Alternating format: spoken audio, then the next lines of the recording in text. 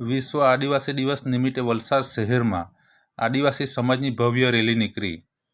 વિશ્વ આદિવાસી દિવસ નિમિત્તે વલસાડના અટકપારધી ગામના ધોડિયા પટેલ સમાજના હોલ પરથી આદિવાસી સમાજના લોકો મોટી સંખ્યામાં ભેગા થઈને ઢોલ નગારા અને ડીજે સાથે ભવ્ય રેલી વલસાડના ધરમપુર ચોકડી, Abrama road, railway overbridge, RPF મેદાનથી ડીએસપી સર્કલ, કલ્યાણીબાગ ખાતે પહોંચીને આંબેડકર સ્મારકને હરતોડા કરીને સમાપ્ત થઈ હતી।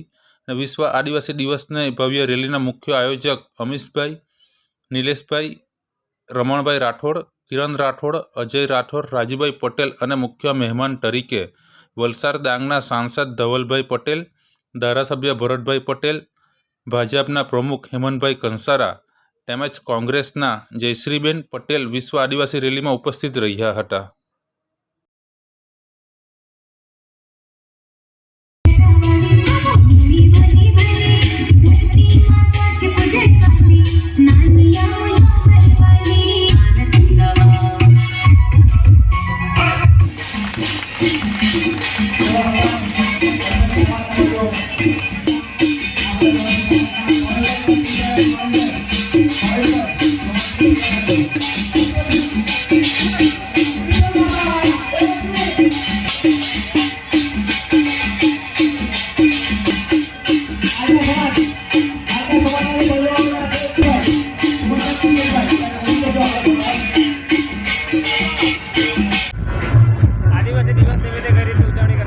आज रोज आदिवासी एकता ग्रुप द्वारा યુનો દ્વારા જાહેર કરેલા વિશ્વ આદિવાસી નિમિત્તે વલસાડ તાલુકાના તમામ આદિવાસીઓ માટે આપણે મહારેલીનું આયોજન કરેલું હતું। તે અમારા આદિવાસી એકતા ગ્રુપ દ્વારા કરવામાં આવેલું હતું અને તેની અંદર વિવિધ કૃતિઓ અને ઓર્કેસ્ટ્રાની વ્યવસ્થા કરવામાં આવી, તેની સાથે નાસ્તાની પણ વ્યવસ્થા કરવામાં આવી હતી, સાથે પાણીની પણ વ્યવસ્થા કરવામાં આવી, સાથે એમ્બ્યુલન્સ અને કંઈક થઈ શકે તો ફાયરની પણ વ્યવસ્થા આપણે કરવામાં આવેલી હતી। એની સાથે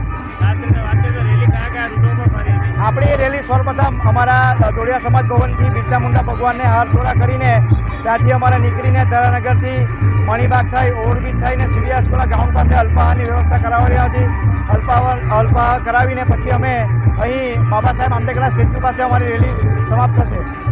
કેટલા લોકો રેલીમાં જોડાયા હતા? રેલીમાં કમસે કમ 5 થી 7,000 લોકો જોડાયેલા હતા અને લગભગ અમારા છન્નું ગામના લોકો આવેલા હતા, ત્યાંથી વાસ્તાના લોકો પણ આવેલા છે, ધરુમપરના લોકો બી અહીંયા આવેલા હતા। રેલીમાં મુખ્ય આકર્ષણનું કેન્દ્ર કયું હતું? રેલીમાં અમારી અત્યારે વિવિધ કૃતિઓ છે તે આકર્ષણનું કેન્દ્ર હતું। જે કૃતિ